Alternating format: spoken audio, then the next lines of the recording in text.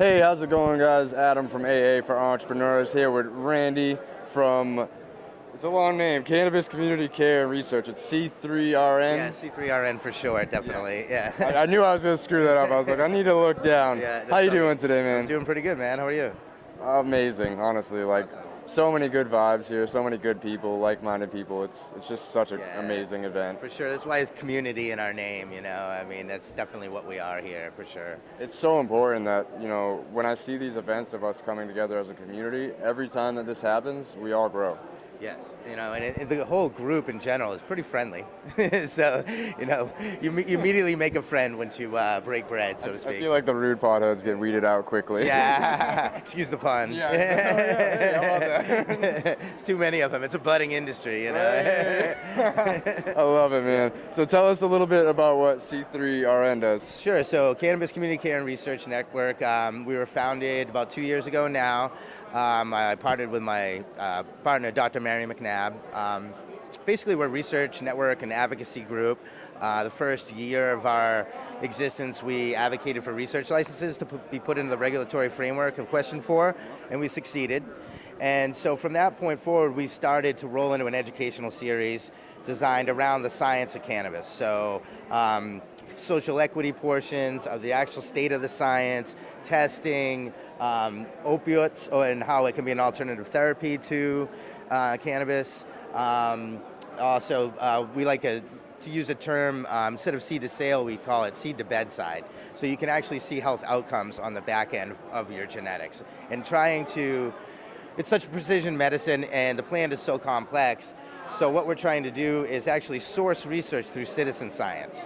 So citizen science is originally based in like ornithology, where bird watchers would, you know, watch migrations of bird and they would aggregate lots of data through their community of bird watchers. So what we're doing is that in the cannabis space, since it's federally illegal to generally, you know, research the plant, and the barriers are huge, and a double-blind placebo trial is millions and millions of dollars, and it doesn't work anyways, because the problem with a double-blind trial is how do you blind cannabis? You know you're high if you take it. They're using Benadryl and other drugs. And then on the other side, the placebo is a sugar pill. And so sugar produces anandamide in your brain, which also bonds with your CB1 receptor, which throws off the study. So it's the best way to do, the way we feel the best way to do research is through crowdsourcing, through anecdotal evidence, but aggregating that into real knowledge. Yep. Yeah, it's so important. I feel like with, you know, cannabis being illegal, especially in this state, for over 100 years, there's so much misinformation out there, and there's been such a lack of studies and research, like you're saying, throughout the years. Like, we don't even know exactly what cannabis does for pregnant women. You know, it could help them, and we have no clue. Exactly, and people are scared of that one specifically. So we launched our first research study recently with UMass Dartmouth. It's IRB approved. We're about to publish in an academic journal. Oh, wow. And so we have over 3,000 respondents. And it's a basic consumer snapshot, patient snapshot. So what are your ailments?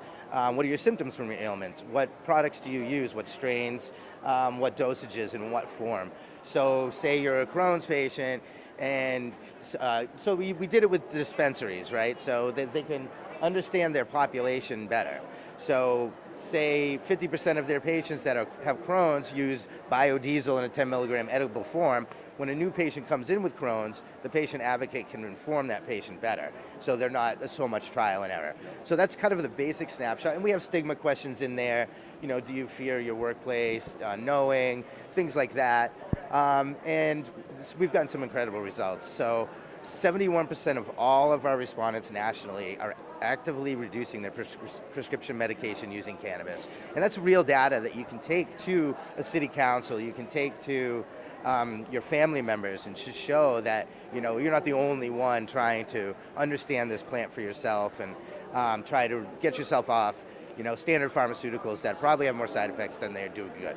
So. Yeah, most of the time the pharmaceuticals aren't actually trying to cure anything, they're just covering it up, whereas cannabis can actually cure things, and we've seen it. Exactly, we know it's an analgesic, it's an anti-inflammatory, amongst many a neuroprotectant, amongst many other things, so there's a lot of evidence. There's just not been a lot of real studies in the United States, and so that's where we're moving into, and we're going to be We're awarded the social equity training vendor program for the state. So people disproportionately affected by the drug war are mandated to have priority access into the industry. So we're in the procurement process right now, still with the state, but we expect to be awarded a contract real soon, and so we'll be a state training vendor. And we've developed a workforce training program with Holyoke Community College and with the city of Holyoke to do state certificate program training. So basic workforce training, HR, OSHA, that kind of stuff, but also the endocannabinoid system, and online and in-person didactic learning, plus an internship apprenticeship program, since you can't touch the plant on the college campus, but if you can apprentice at a dispensary or even at a CPA or a lawyer's office, depending on what part of the industry you want to get into, because as you know, it's still an industry and it needs every single aspect of any other industry would need, right down to, not only patient advocates and stuff and growers, but you need, a CPA, or you need a lawyer, or you need someone doing HR, all that stuff is necessary to create a real vibrant industry that we want to see, Yeah, and I think it's, heading in that direction. Kind of piggybacking off of that question, how do you feel like our state is doing with the legislation for cannabis? I have been on at these meetings. I've been on the front lines of these meetings. Massachusetts is a pretty bureaucratic state, but the one thing about it is it is a commonwealth. In the commonwealth, and in that essence, everything that they do has to be public. Now that presents a lot of barriers for them to do things quickly. So, but it's something also that you want. So it's sort of a give and take. So, of course, we all feel they're moving slow, but the fact of the matter is that they're trying to build it properly now, so that a regulated market will run smoothly later. So, if you know the inner workings of Massachusetts state government, I would say they're doing a fantastic job. If you don't, you're probably saying they suck. But overall, these people are working really hard to try to get this off the ground. Now, that social equity program is a whole new thing. It's the first statewide social equity program in the nation. Oh, wow. Yeah, and we were awarded one of the first vendor positions. So it's kind of historic, if you ask me. Yeah, so it's kind of historic. And we're dedicated as a public benefit corporation, and we also have a nonprofit arm that we just launched to put all of our research under it. So it's a third party and it's clean and it can be trusted, because it's not industry funding the research. So if our industry funds the research, it's kind of like tobacco funding tobacco, right? Who's going to believe it? So, the idea behind our company is to be that third party. So academics associated with with the federal backing, they can do research on the plant through us instead of and not put their academic credentials on the line. Same with politicians, same with also the industry can use us and not have their data skewed because it's a third party. So that's kind of an overview of the company. I think that's pretty good, yeah. I think, that could probably be used in many things. It's like cops investigating cops for shooting people, you know what I mean? Like, you need some kind of third party to be the perspective, you know? And then we couple that with the citizen science kind of approach that we talked about. Now you are really getting a large amount of metadata that you can use. We're moving into more studies. We're going to be launching a veterans study with the Veterans Alliance. Veterans Alternative Healing, Veterans Alternative Healing, Steve Mandeli's group, and that'll be the next one. And then we're gonna do probably tomorrow on the third floor. We're doing a workshop for cultivation studies. So we're gonna crowdsource the questions. We're going to have input from the crowd to develop the survey.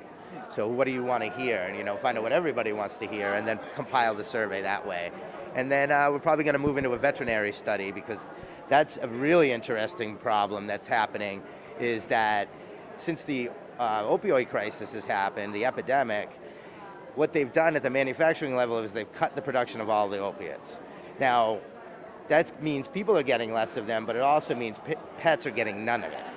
So after these surgeries are happening on dogs and cats and other animals, they don't have any opiates for breakthrough pain. So they're doing like concoctions of lidocaine and ketamine and things like that to get them through the breakthrough pain.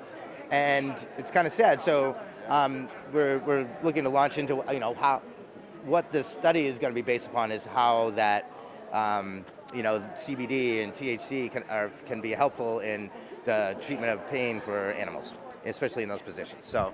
Yeah, I've definitely seen it at work. I have a friend who has an older dog, gives her, like I see it happen in front of me, gives her some CBD, and literally within like 20 minutes, she's up and walking again. It's incredible, literally. It's unbelievable, yeah. So no, we're excited, so that's basically the gist, and we just relocated our office to Worcester, so we're a couple blocks from the CCC, because we're going to be working with them, and also it's going to allow us to reach different parts of the state a little easier too, because we've been working a lot in Holyoke and Western Mass, and we were moving from Somerville, so it's, kind of centralized. Yeah, exactly. So I'm pretty psyched about that. Yeah. So just kind of wrapping up, how has cannabis been able to be effective for yourself personally? Yeah. So personally, so my story from a personal standpoint is I have atopic dermatitis or eczema, and since I was a child, and at times it was absolutely horrible. I've been on topical steroids, internal steroids, waking up with my arms all bloody, and for 40 years of my life.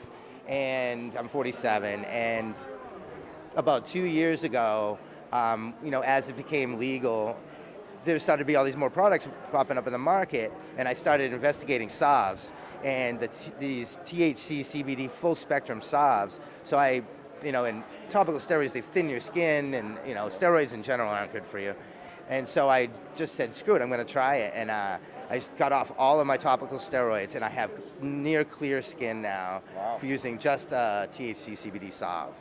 And so for me, it's been life-changing as far as I'm not like waking up itching, I'm not like constantly, my skin is in better condition, just many different reasons, And then from a standpoint of chronic pain, I'm a carpenter by trade for 25 years, so my back is messed up. My shoulders are gone. So, it helps me, it's pain relief.